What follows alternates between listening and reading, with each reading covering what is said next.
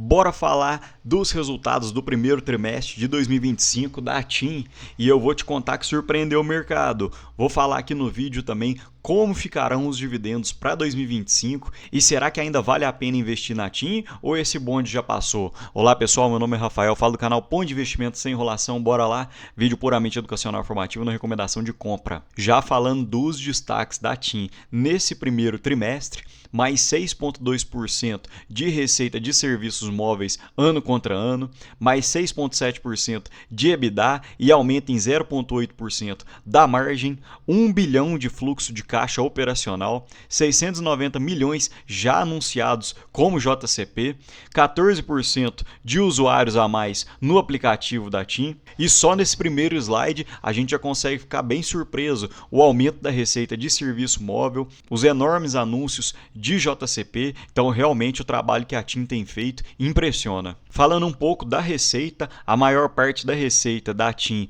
vive hoje de serviço móvel, ou seja, celular. Realmente o serviço de fixo é muito pequeno, pouca gente ainda utiliza o telefone fixo, seria mais para empresas, então a maior parte da receita realmente é de serviços móveis, aumento de 5,6% comparando ano contra ano, mais 6,2% de receita de serviços móveis, mais 13% de receita de pós-pago, um aumento de 5% na receita média por usuário, em torno de R$ 31,9 por mês de cada usuário da TIM, da base de usuários, e um aumento de 20,3% na base de clientes que saem do plano controle para o plano pós-pago. E realmente as operadoras, a Vivo e a TIM principalmente, fazem um trabalho para tirar aquele cliente que é do plano controle, ou seja, você paga quando você quiser utilizar, para ir para o pós-pago, que seria aquele que você paga todo mês. Então é mais interessante que a TIM tenha essa renda mensal já programada do que aquele usuário que praticamente não usa,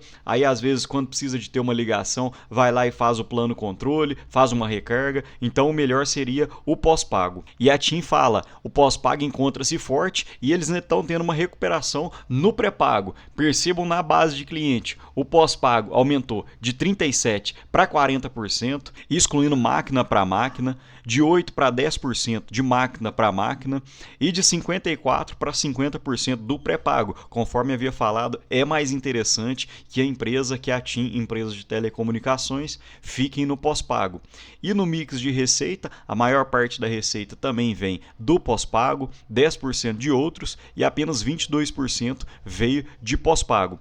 Então teve um incremento de 13,9% na receita de pós-pago, que realmente foi uma quantia muito expressiva. E um aumento na receita média por cliente de 6,5%. E nesse slide já está autoexplicativo, mas mesmo assim a TIM salienta que as migrações intrasegmento, ou seja, de pré-pago para pós-pago, e os impactos iniciais do aumento anual de preço estão impulsionando o desempenho. Agora falando do pré-pago, eles estão fazendo uma recuperação para tentar puxar esses clientes e aumentar a receita, fazendo atualização de oferta, melhora na comunicação e redirecionamento dos canais. E olhem que interessante, a TIM anda atuando no setor de utilidade pública, que seria gestão de água, distribuição de gás, energia elétrica, atualizações em empresas para empresa, internet das coisas, 273 milhões de receita já contratada, 21 milhões de hectares cobertos com 4G e mais 6 mil quilômetros de estrada cobertas. Então percebam que a TIM está fazendo a junção entre os clientes e os parceiros para poder fazer a gestão da água, ponto vendido de telemetria para medição de água, pontos vendidos de telemetria de gás, pontos também de telemetria para controle de energia elétrica e também para iluminação pública inteligente, que seria aqueles controles para verificar quando que está anoitecendo, quando que clareou, para poder desligar. Então a TIM está fazendo essa ponte entre os clientes e os parceiros.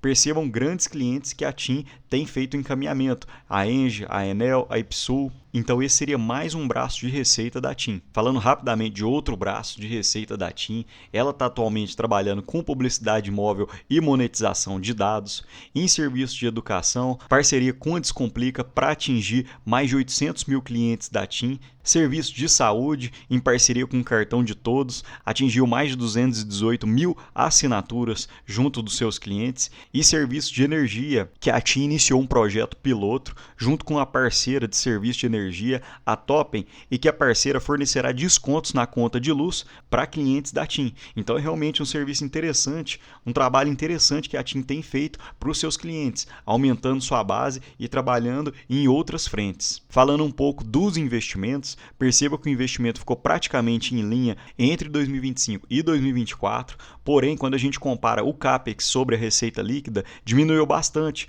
justamente porque a receita cresceu em uma margem bem acelerada. Agora, falando do EBITDA, um aumento de 6,7%, comparando o primeiro TRI de 2024 com o primeiro TRI de 2025, e foi interessante que a margem EBITDA também aumentou 0,8%. Então, esse é um dado fantástico, você compara a receita líquida com a margem EBITDA, com o EBITDA, ou seja, aquele caixa operacional que você realmente conseguiu produzir com a operação da sua própria empresa. Então, comparando a receita líquida com o EBITDA, gira em torno de quase 50%. É um EBITDA realmente fora da curva que a TIM consegue fazer. E perceba que interessante, o lucro líquido cresceu 2 dígitos pelo 8º trimestre consecutivo, um aumento de 56%, comparando o primeiro TRI de 2024 versus o primeiro TRI de 2025, um lucro líquido por ação de 0,33, crescimento de 2 dígitos ano contra ano, depreciação e amortização, mais 9 milhões, ficou praticamente em linha,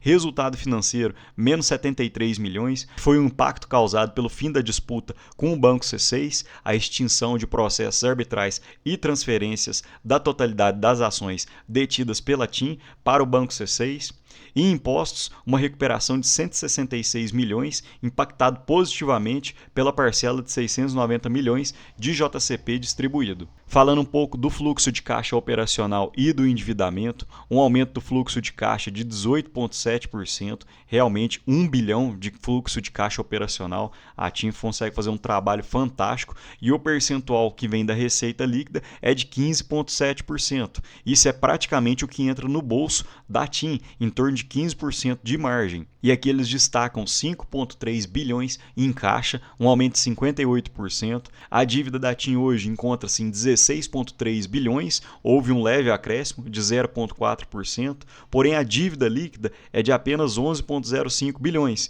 então a alavancagem ficaria de 0,86, ou seja, em 10 meses de geração de caixa, a TIM já conseguiria quitar praticamente toda a sua dívida. E a TIM anuncia JCPs em torno de 4 vezes ao ano, praticamente junto com o resultado do trimestre, e muitas vezes anunciam também dividendos extras. Percebam que só em 2025 a TIM já mostrou 5 proventos, e totalizando os proventos de 2025, daria em torno de 1,12 centavos.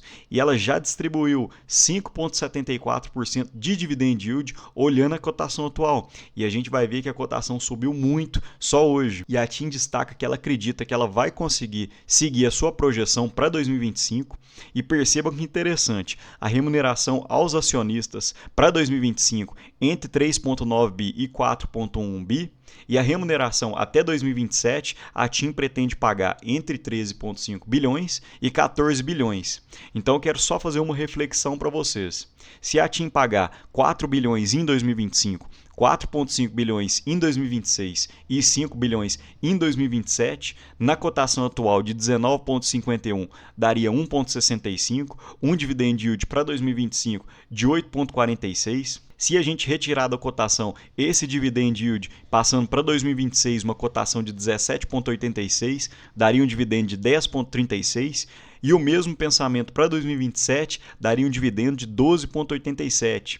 O dividend yield somado dos 3 anos daria 31,7%, e ela seria uma das melhores pagadoras de dividendo da Bolsa Brasileira. Então, realmente um trabalho fantástico de colocar dinheiro no bolso do acionista que a TIM está conseguindo fazer. E aqui eu só queria deixar um asterisco, que a empresa é ótima, mas ela para mim é muito cara, sempre teve bem precificada, é difícil do mercado conseguir bater nela. Perceba que o PL sempre girou em torno de 25, 11, 10, 17, e mesmo se a gente excluir na pandemia que o lucro caiu muito, então o PL subiu muito, daria 15,09 e o PL atual é de 14,48, ou seja, a companhia está bem próximo das suas médias. O mercado não deixa uma empresa sólida como essa, boa pagadora de dividendos, receitas crescendo, o mercado realmente não deixa, não bate na cotação, não deixa ela ficar em preços confortáveis para a gente poder aportar. E realmente esse balanço animou o mercado. Percebam que no dia de hoje a TIM subiu quase 6%. Conforme havia falado, o mercado não deixa essa empresa ficar em cotações baratas.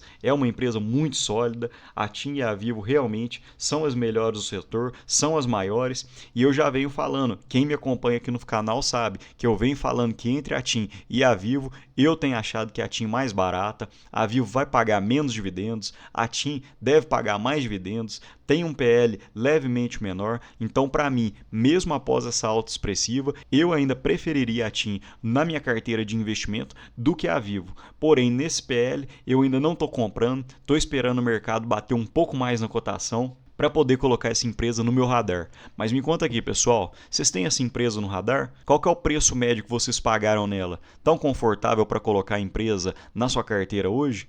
No mais, deixa um ótimo dia e um abraço.